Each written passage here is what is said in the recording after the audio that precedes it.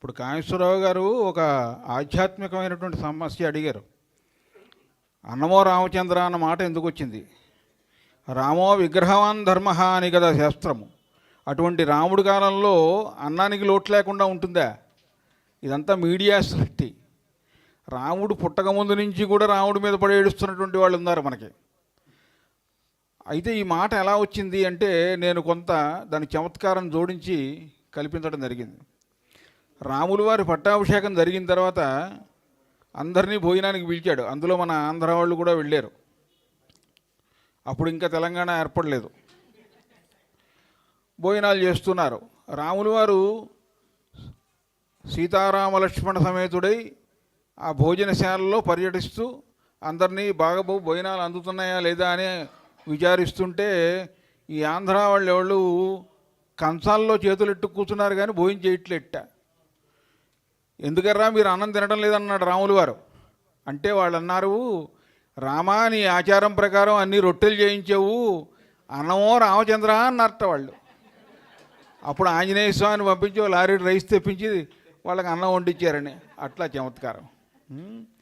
అతి అభిమానం వల్ల వచ్చే హాస్యం ఎలా ఉంటుందని రాము గారు అడిగారు. నేను మా కామేశ్వరరావు గారు దాదాపు 193 ప్రదర్శనలు చేసాం. అందులో 100 ప్రదర్శనలు ఈయన నాతో ఉన్నారు. మేమిద్దరం జైల్లో ప్రోగ్రాం చేసామండి. ఆ జైల్లో ప్రోగ్రాం చేస్తే ఆ ఖైదీలు అందరూ కూడా చాలా ఆనందించారు. ఒక ఖైదీ అయితే చాలా తన్మయత్వంతో ఓ పనసపండు పట్టుకొచ్చి ఇచ్చి, నేను పండించానండి అని చెప్పి, మీరు ఎంత బాగా మాట్లాడుతున్నారండి గురువుగారు, చాలా ఆనందంగా ఉంది, మీరు ఇక్కడ ఉండిపోండి అంటాడు నన్ను వాడు. ఓరి నీ దుంప తెగ, మేము ఉండిపోయేది కాదురా ఇక్కడ అని చెప్పి వాడిని నచ్చజెప్పి వెళ్ళిపోయాం. వెళ్ళిపోయిన తర్వాత ఆ 2 ఏళ్ల తర్వాత విజయవాడలో కార్యక్రమానికి వెళ్ళాం. వెళితే రాళ్ళబంది కవితాప్రసాద్ గారు వాళ్ళు తర్వాత పెద్ద పెద్ద వాళ్ళందరూ కూర్చున్నారు. వాళ్ళ వెనకాల వరుసలో నేను కూర్చున్నాను. వాడు అక్కడి నుంచి చూశాడు. గురువుగారు నమస్కారం, బాగున్నారా అని అడిగాడు. అంటే వీడెవడరా నన్ను నాకు గుర్తుండదు కదా, మరి నన్ను పలకరిస్తున్నాడు ఏమిటంటే వాడు గట్టిగా అరుస్తాడు, మనం చెర్లపల్లి జైల్లో కలుసుకున్నాం. వీళ్ళందరూ నాకేసి ఇంతగా చూస్తారు. అంటే అతి అభిమానం వల్ల అలాంటిది కూడా వస్తుందన్నమాట అండి. అయ్యా నమస్కారం. నమస్కారం. సభకు నమస్కారం. గురువుగారికి అదేవిధంగా వేదిక మీద ఉన్న పెద్దలందరికీ హృదయపూర్వక నమస్కారం. ఈరోజు సామాజిక అంశం, ప్రతి ఊర్లో కుక్కల బెడద ఉంటుంది గురువుగారు. అయితే దాన్ని పరిష్కరించడానికి మిమ్మల్ని డైరెక్టర్గా నియమిస్తే మీరు పరిష్కారం ఏ విధంగా చెబుతారు? అదేవిధంగా కు అంత్యప్రాసగా కుక్కల బెడద గురించో చక్కటి కవిత్వం. కు. ధన్యవాదాలు. మంచి చిక్కుల్లో పెట్టారు పాపం. అవధాని గారు, ఈ సభకి బ్రహ్మగారు కనుక వస్తే ఆయన చమత్కారంగా మాట్లాడితే ఎట్ట మాట్లాడతాడు? బ్రహ్మగారు వచ్చి చమత్కారంగా మాట్లాడితే ఎట్ట మాట్లాడతాడు? అంటే బ్రహ్మగారు చమత్కారం ఎలా ఉండదండి. బ్రహ్మగారు రకరకాలుగా మాట్లాడుతూ ఉంటాడు. ఆ అంటే ఈ సభలకి వాళ్ళు రావడం కుదరదు, వాళ్ళు పెళ్ళిళ్ళు అడవిల్లో ఉంటూ ఉంటారు.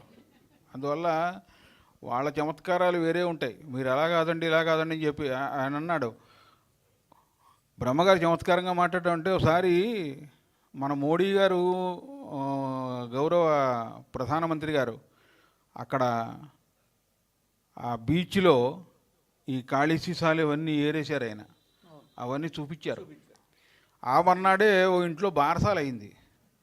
బారసాలు అయితే ఆ కుర్రాన్ని వదిలిపెట్టారు. అన్నీ పెట్టి పళ్ళె మీద అన్నీ పుస్తకము, డబ్బులు, పళ్ళు అన్నీ పెడితే ఈ వెధవ ఇక్కడి నుంచి వెళ్ళిపోయి అవన్నీ ముట్టుకోలేదు, అలా పాకి వెళ్ళిపోయి అక్కడ పడిపోయిన మామూలు ప్లాస్టిక్ సీసా ఏరుకొచ్చాడు. ఏరుకొస్తే దంపతులందరూ కూడా మొహం చిన్నబుచ్చుకున్నారు, ఈ వెధవ ఏమిటి ఇలా చెత్త ఏరుకొచ్చాడని చెప్పి. అప్పుడు బ్రహ్మగారు కల్పించుకుని అన్నాడు, మీరు బాధపడకండి, వాడు మోడీ గారు అంతటి వాడు అవుతాడు, వాడు అవన్నీ ఏరుకొచ్చాడంటేను అంత గొప్పవాడని అలా చమత్కారంగా సర్ది చెప్పడం కూడా ఆ బ్రాహ్మణుడు ఉండాలి. ఉంటేనే ఆ కార్యక్రమంలో వాళ్ళు దిగ్విజయాన్ని పొందుతారు. అయ్యా నమస్కారం. కుక్కల బెడద గురించి నన్ను డైరెక్టర్గా పెడితే నేనేం చేస్తాను? ఇప్పుడు కుక్కల్ని చంపకూడదు అంటున్నారు, అవి కరవచ్చు అన్నీ. అయితే దీన్ని ఏం చేయాలంటే దీని ఒకటే పరిష్కారం. ప్రతి చోట కూడా గవర్నమెంట్ భూములు ఉంటాయి కనుక 200 ఎకరాలు వాటి కోసం కేటాయించేసి ఊళ్ళో ఉన్న కుక్కలన్నింటినీ పట్టుకెళ్ళి అక్కడ పడేసి దానికి భైరవ ద్వీపం అని పేరు పెట్టాలి. పెట్టిన తర్వాత అది కుక్కలకి విహార కేంద్రంగా, మనకేమో సరదాగా పర్యాటక కేంద్రంగా కూడా ఉపయోగపడుతూ ఉంటుంది. జనానికి కూడా కుక్కల బెడద ఉండదు.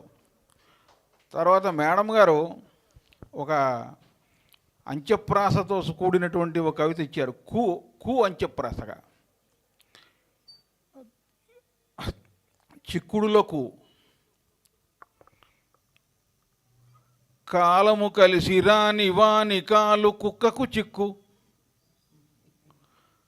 కాలము కలిసి రాని వాని కాలు కుక్కకు చిక్కు, భౌ భౌ అను భైరవ రవంబు విన్న ప్రాణము గతుక్కు, ఏ కాలమందైనను కాలు కుక్కకు చిక్కని వాడిదెలకు, కరవద్దు నన్ను కుక్కటంచు కాలభైరవుని మొక్కు. ఎందుకంటే కాలభైరవుడికి ఎంత అథారిటీ ఇచ్చారు అంటే, ఆయన దండనాథుడు కాశీక్షేత్రానికి. ఆయన దయ ఉంటే కానీ నువ్వు కాశీలో అడుగు పెట్టలేవు. కాశీయాత్ర అయిన తర్వాత కూడా కాలాష్టకం అని చేస్తారు. కాలాష్టకం చేసి ఆ భైరవుడి పూజ చేసి ఆ కుక్కకి ఆ గారెలు దండ వేస్తారు. అంత విశేషం ఉంది. అది దైవప్రాణి అండి కుక్క.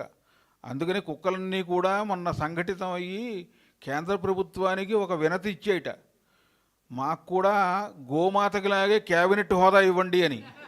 అట్లాగా గురుగారు ఎలాగ కుక్కలు కూడా వచ్చింది కాబట్టి, మీ ఇంటి పక్క అమ్మాయి ఒకసారి కుక్కని అడిగితే ఆయన ఏమన్నాడు, తండ్రి అది ఒక్కసారి చెప్పండి సార్ వీళ్ళకి.